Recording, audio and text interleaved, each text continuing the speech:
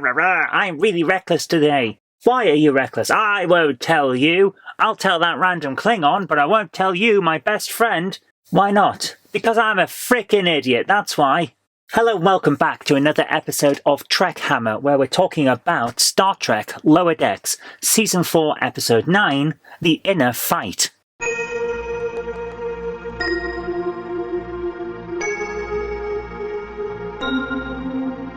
So today we're talking about the penultimate episode in this season, and it's what I've been looking forward to because we might finally get to find out who's flying around in that silly spaceship. The one that's been, we thought originally it was destroying ships, but apparently it's nicking parts from ships.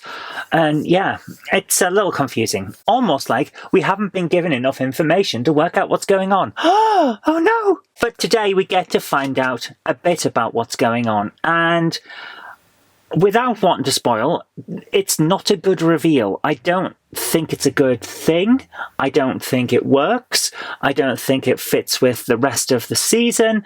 And it's just one of those annoying things. It's like a twist for the sake of a twist. That's what it feels like.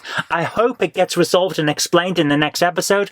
Pretty sure most of it's going to get explained. I hope it's a good explanation because at the moment it's just like, no, I'm not buying it. So, for the majority of the episode, though, it's actually a decent enough story. Mariner's having a complete breakdown. She's going on very, very self-destructive missions and acting out in a way that's even further out of the realms of logic and normalness than she normally is. And yeah, it's a bit much. It's like really over the top, even for a character that is purposefully over the top. I don't think it's a great look for her. I don't think it's a good idea that the writers are going down this route. But it is what it is. And for the most part, yeah, the eventual breakdown where she explains to a random person she's been fighting why she's actually doing what she's doing, and then he's able to help her in a way that she understands, that was decent enough. But for the most part, if I were her friends, I wouldn't be acting the way that they were acting. I'd be giving her a slap around the head and telling her to, look, either see a damn therapist or pull yourself together because you've got to get other people killed. And that is the major thing that these characters never seem to do. They never call her out properly on her atrocious behaviour, which, yes, I know it's a comedy, so everyone acts a little bit stupid in order to further the plot, but at the same time, it's like, dude, you're Starfleet. You should be calling this behaviour out. And they never do. So it's a little vexing, let's put it that way. And it also doesn't fit with canon. There's this thing. She's having a breakdown because I think it's the anniversary of her friend's death. And the friend is Sito Jaxa from the episode of Next Generation, Lower Decks, where Jaxa dies. And the thing is, Mariner's saying that she was her friend. Jaxa literally says in the episode she doesn't have friends. She didn't have friends at the Academy because she was shunned. So where did Mariner come in? And also, it's nice to see that Mariner is finally explained as someone who actually did fight in the Dominion War and is so obviously damaged by what she saw during that war. That's nice because she's clearly dealing with like post-war issues. She's probably got PTSD that she hasn't even recognized she's got, which makes a lot of sense for why she acts the way she does. But Jaxa says she didn't have friends. This person is acting out because her friend's dead. The two don't work. I'm sorry, they don't resolve very well, because Mariner doesn't seem like the type of person who would regard someone as a friend who had no friends. If Mariner wanted to be your friend, you would know it.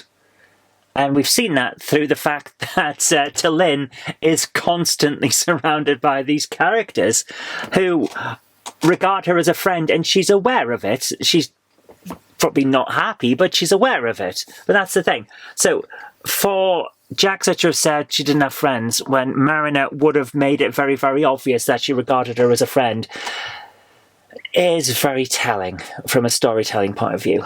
So it doesn't really work for me, and it's just one of those things. I understand it's probably a retcon, and we're not meant to think about it so much, but that's the nature of this show.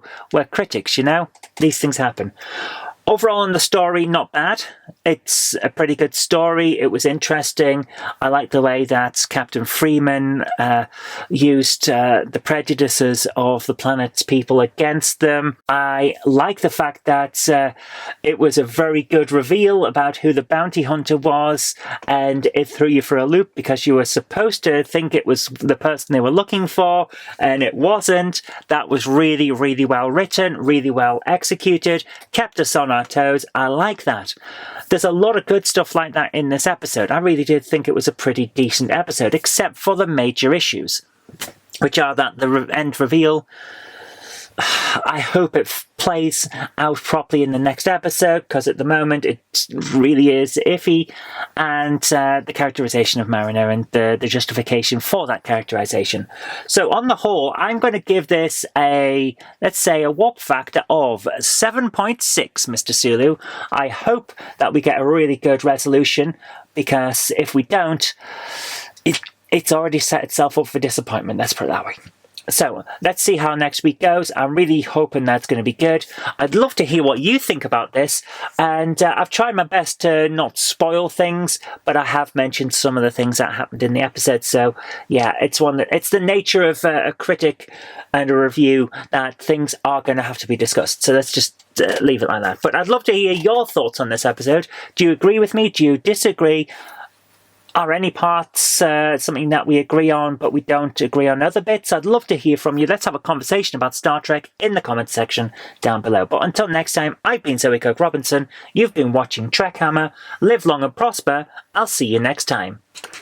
If you like the show, please consider supporting me on Patreon. It really does help create future videos. That's patreon.com/Zoe Kirk Robinson. And I've got an extra special thanks going out to Chief89, Sam Yates, Retro Mickey 82, Mo Henry, and George Botterini. Thank you so much, guys.